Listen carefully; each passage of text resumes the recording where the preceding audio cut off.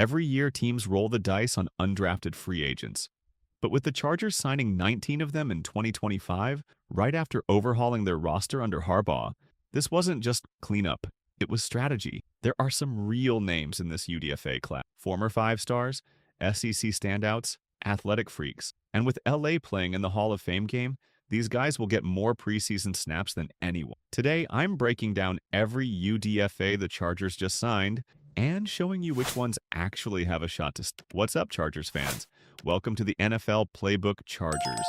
If you're new here, don't forget to hit that subscribe button. This channel is all about breaking down everything you need to know about the Bolts. Let's start under center. DJ Uiagalelei is the name fans will recognize. Former number 10th overall recruit, 5-star pedigree, the heir to Trevor Lawrence at Clemson. But the story didn't go to script. DJ bounced from Clemson to Oregon State and finally Florida State.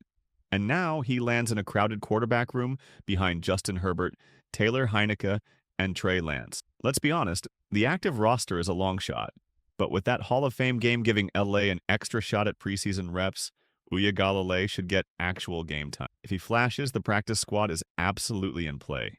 Now moving to the next, here's a name that turns some heads. Raheem Rocket Sanders, a running back. 2 years ago, he looked like a future day 2 pick at Arkansas.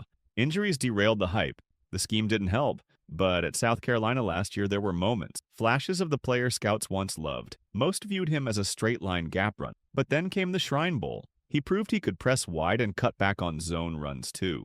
It's a deep room with Omarion Hampton, Najee Harris, Kamani Vidal, and Hassan Haskins already in it. But among the UDFAs, Sanders might have the most direct path to making them. The third on the list is Luke Grimm. A wide receiver out of Kansas is easy to overlook, but probably shouldn't be. He's a pure slot at 5'11", and while his 4.46 speed won't blow anyone away, the guy just gets open. According to PFF, he was one of the most efficient short route separators in all of Power 4 football last season. His value? Specialty. Over 170 snaps, including return duty. With Ladd McConkey and Darius Davis already entrenched inside, Grimm is likely a practice squad name.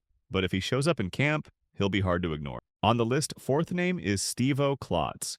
Is listed as a tight end, but make no mistake, he's a fullback. A sledgehammer out of Iowa State, 6 feet 4 inches, 247 pounds, and all Big 12, 2 years running. Think Ben Mason-style physicality. The Chargers don't currently carry a true fullback. If Harbaugh or whoever ends up calling plays wants to keep that role alive, Klotz might get a real shot to earn it. The Chargers signed 6 offensive players as a UDFA. The first one is Savion Washington, an OT, who is enormous. 6 feet 8.5 inches, 340 pounds, 34-inch arms. He's built like a fridge with arms. You'd expect a guy that size to thrive in the run game, but weirdly he's flashed more as a pass protector. After transferring from Colorado to Syracuse, he held up well. He's raw, but there's developmental swing tackle potential here if LA can sharpen his run game. Then another OT, Corey Stewart, took the scenic route. Started at Toledo, broke out at left tackle, transferred to Purdue, and held his own next to Giants draft pick Marcus Embo. He's played both tackle spots and might kick inside at the next level. A bit light at 314, but technically polished and worth a look. Then we have Jimmy Bell Jr., another OT total wildcard. 0 college football start, but 35 starts on the hardwood. He was a center on Mississippi State's basketball team before switching to football. 6 feet 9 inches, 330, rare athleticism. He trained at tackle at West Virginia before flipping sports. No Polish, and just raw traits. And sometimes that's enough to earn a flyer. Then we have a guard, Nash Jones, who is more traditional. 6 feet 4 inches, 320, and mean in the run game. Played both inside and outside, but projects as a guard in the NFL. Doesn't have the feet to hold up on the edge. But with 4 interior linemen heading to free agency next year, Jones is in a strong spot to fight for a future reserve role. Finally, Josh Kaltenberger is tall for a center. 6 feet 6 inches, but reliable. Gave up just 6 hurries in Big Ten play. He's got guard versatility and should be a steady camp body, capable of taking preseason reps across the interior. Then the Chargers signed 4 defensive linemen as a UDFA. The first one is Terah Edwards, who is a true nose tackle. Wide base, heavy hands, built to eat blocks. He wanted one more year at Illinois, but the NCAA shut it down, pushing him into the draft. For the Chargers, that's a win. They need depth at nose, and while Edwards has veterans to beat, the strength is... Then we have Josh Fuga, who played over 1,400 snaps in the B-gap at Virginia Tech. Not a consistent starter, but athletic for 321. He's in the mix for rotational reps and will need to show some pass rush upside.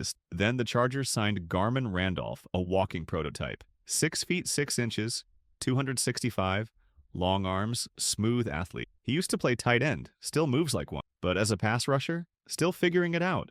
Just 10 career sacks. He's got burst and drop skills. Now it's about developing a plan off the edge. And the last one is Kylan Guidry. He brings the opposite profile, shorter, 6 feet 1 inch, lighter, 235, but flat out explosive. His 1.58 10-yard split jumps off the page. 7 TFLs, 3 sacks in 2024. If he can hold up in the run game, the burst gives him a shot as a sub-package player. Coming to the linebacker, Marlowe Wax played hurt all year and still found a way to produce. In 2024, the injuries limited him, but the year before, 110 tackles, 4 sacks, 4 forced fumbles. If he's healthy, he can compete for a special teams or practice squad role. He's instinctive and physical, and his 4.6240 is solid enough to stay in the mix. Then, 4 cornerbacks are selected as a UDFA by the Chargers. The first, Nikko Reed, is one to watch. Originally a Colorado recruit, he transferred to Oregon when Deion Sanders arrived. Came in rail thin at 155.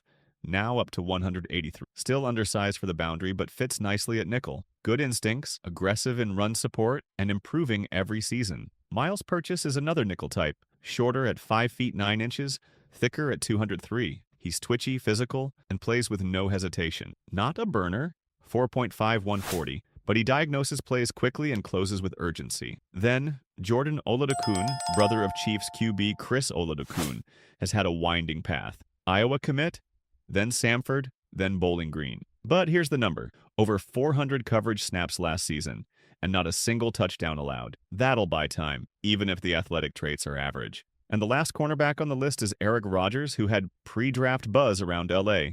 Long, physical, tested well in agility drills, 6.843 cone, and plays his best football in man. He's a developmental piece, but has the frame to stick if he impresses early. And finally, the Chargers signed Jaylen Jones. A safety, he's a hybrid, slot, box, deep. Logged nearly 300 special team snaps, ran a 4.52 and plays faster than that. He's directly competing with Trickweezy Bridges and RJ Mickens for one of the final depth safety spots. The starting group is locked in. Derwin James, Alohi Gilman, Elijah Molden. But the backup job is wide open. So, 19 names, 19 shots at a dream. Most of these guys won't make the roster. That's reality. But every single year, 1 or 2 find a way. Whether it's grit, special teams, or just flashing at the right moment, it happened. And with more preseason snaps coming their way, the Chargers might just find another hidden gem. If you like this breakdown, hit like, drop a comment with your favorite UDFA, and don't forget to subscribe. I'll see you next time.